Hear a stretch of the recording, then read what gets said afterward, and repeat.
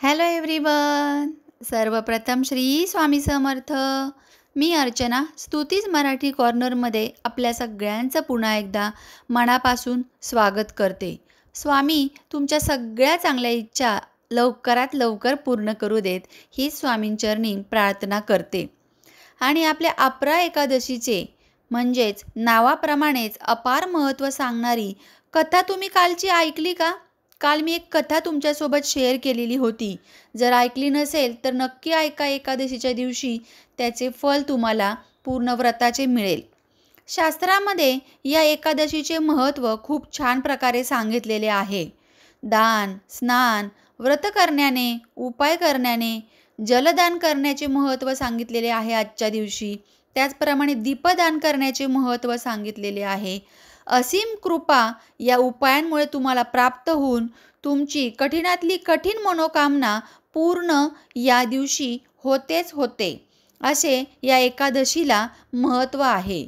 या एकादशीला अचला एकादशी पण म्हणतात.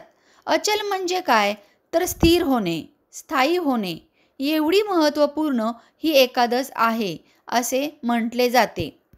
आयुष्यात एकदा तरी एकादशीच्या दिवशी काशीचे तीर्थस्थान म्हणजेच तुम्हाला काशीला जाऊन स्नान करायचे पुण्य जरूर मिळाले पाहिजे असे म्हटले जाते. कारण सर्व पापातून मुक्तता काशीच्या तीर्थस्नानाने मिळते.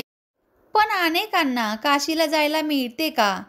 मिळतेच असेही नाही आहे ना. त्यामुळेच जेवढे शक्य आहे तेवढे आपण व्रत, उपाय मनोभावे करावे. सात्विक अन्न खावे आजच्या दिवशी. आजच्या दिवशी तांदूळ वर्जित आहेत, म्हणजेच एकादशीला भात खाऊ नये अशी मान्यता आहे. आता आज आपण जो महाउपाय बघणार आहोत, जो महाउपाय मी आज तुम्हाला सांगणार आहे, तो तुम्ही व्यवस्थित नीट लक्ष देऊन शेवटपर्यंत ऐका व हा उपाय तुम्ही आज जरूर करा. पण तत्पूर्वी तुम्ही आपल्या परिवाराचा भाग जर बनले नसताल, आपल्या परिवाराला म्हणजे स्तुतीज मराठी कॉर्नर या चॅनलला सबस्क्राईब केलं नसेल तर लगेच सबस्क्राईब करा. सोबतचे बेल बटन प्रेस करा, जेणेकरून अशाच वेगवेगळ्या नवनवीन सणवार व्रतवैकल्याची माहिती तुमच्यापर्यंत सर्वप्रथम पोहोचली जाईल. तर आजच्या दिवशी तुम्हाला आंघोळ करताना देखील चिमूटभर हळद आंघोळीच्या पाण्यात टाकायची आहे व हर हर गंगे असं म्हणत तुम्ही आंघोळ करायची आहे. दिवसभर आजच्या दिवशी तुम्हाला जेवढं शक्य होईल ना तेवढा ओम नमो भगवते वासुदेवाय, ओम नमो भगवते वासुदेवाय या मंत्राचा निरंतर जाप करायचा आहे. आपली कामे करता करता वगैरे तुम्ही हा जाप करायचा आहे. मोबाईलवर हा मंत्र कंटिन्यू तुम्ही चालू ठेवू शकता व त्यासोबत म्हणू शकता. आजच्या दिवशी म्हणजेच एकादशीच्या दिवशी तुम्ही हा उपाय सकाळी किंवा संध्याकाळी दोन्हीपैकी कोणत्याही एका वेळी करू शकता. आपल्याला यासाठी काय लागणार आहे ते बघूया. यासाठी खाऊचे पान लागणार आहे, तुळशीचे पान लागणार आहे व गुलाबाचे फूल तुम्ही घेऊन या. ज्या गोष्टी आणायच्या आहेत त्या मी तुम्हाला सांगितलेल्या आहे. आजच्या दिवशी तुळस तोडू नका, तुळशीला पाणी घालू नका, हे मागे पण मी तुम्हाला सांगितलं होतं. कारण तुळशीचा देखील निर्जल व्रत आज एकादशीचे तुळशीचे असते. त्यामुळेच पाणी तुळशीला घालू नये. दिवा वगैरे तुम्ही प्रज्वलित करू शकता, प्रदक्षिणा घालू शकता. तर आजच्या दिवशी तुम्ही एक खाऊचं पान घ्यायचं आहे, गंगाजलाने स्वच्छ करायचं आहे. त्यावर तुम्ही एक तुळशीचे पान ठेवायचे आहे. त्यानंतर 2 लवंगा तुम्हाला घ्यायच्या आहेत, अखंड म्हणजे फूल असलेल्या लवंगा. त्यावरच 3 ते 4 लाल गुलाबाच्या पाकळ्या ठेवायच्या आहेत व त्या पाकळीवर 2-3 थेंब तुम्हाला मध टाकायचा आहे व एक छोटासा गुळाचा खडा तुम्हाला त्यावर ठेवायचा आहे.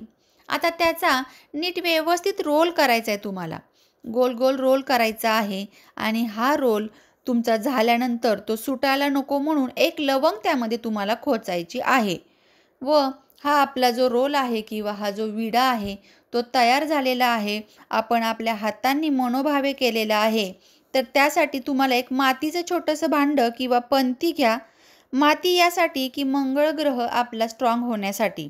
तर मातीची पंती किंवा भांडं त्यावर हा पानाचा विडा तुम्हाला ठेवायचा आहे व ती मातीची पंती किंवा वाटी एका हातात घेऊन दुसरा हात त्यावर झाकून आपली जी इच्छा आहे, खूप दिवस झालं ती पूर्णच होत नाहीये, मन नाराज झालेलं आहे, किंवा इच्छा पूर्ण व्हावी असं मनोमन वाटते, तर तीच इच्छा तुम्ही 5 वेळा बोलायची आहे अगदी मनोभावे.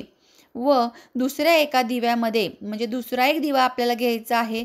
त्यामध्ये तुम्हाला एक गोल फुलवात ठेवून त्यामध्ये तूप टाकायचं आहे आणि हा तुपाचा दिवा घेऊन व त्याचसोबत आपला जो विडा केलेला आहे पानाचा मातीच्या पंतीत ठेवलेला, त्या दोन्ही पंत्या तुम्ही घेऊन विष्णूच्या मंदिरात जायचं आहे किंवा विठ्ठल रुक्मिणीच्या मंदिरात देखील तुम्ही जाऊ शकता किंवा जिथे विष्णूचं मंदिर आहे तिथे जाऊ शकता.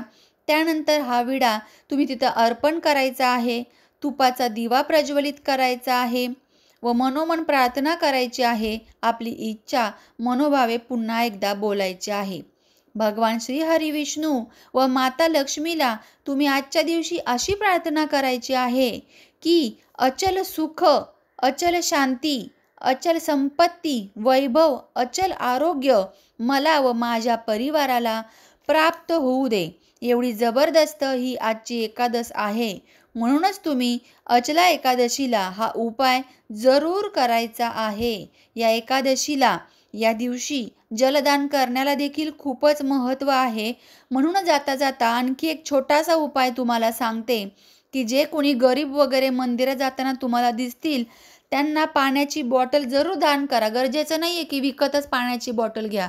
घरातून पाण्याच्या बॉटल भरून घेऊन जा व त्यांना दान करा. त्याचसोबत आजच्या दिवशी तुम्ही केळीच्या झाडाखाली छोटासा पाण्याचा भरलेला मातीचा घडा किंवा लोटा किंवा मडकं छोटंसं अगदी जसे जसे ते पाणी भरलेलं तुम्ही त्या केळीच्या झाडाच्या मुळाशी ठेवणार आहात हे मडकं, जसं जसं त्यातलं पाणी झिरपत जाईल, झाडाच्या मुळाशी जाईल ते पाणी, तसे तुम्हाला त्याचे पुण्यफल प्राप्त होणार आहे. आणि आजच्या दिवशी केळीच्या झाडाची पूजा करणे हे खूप पुण्यफलदायी मानलेले आहे. चला तर मग पुन्हा भेटूया नवीन माहितीसोबत. तोपर्यंत सर्वांना श्री स्वामी समर्थ. या व्हिडिओचा आज इथेच एंड करते. तोपर्यंत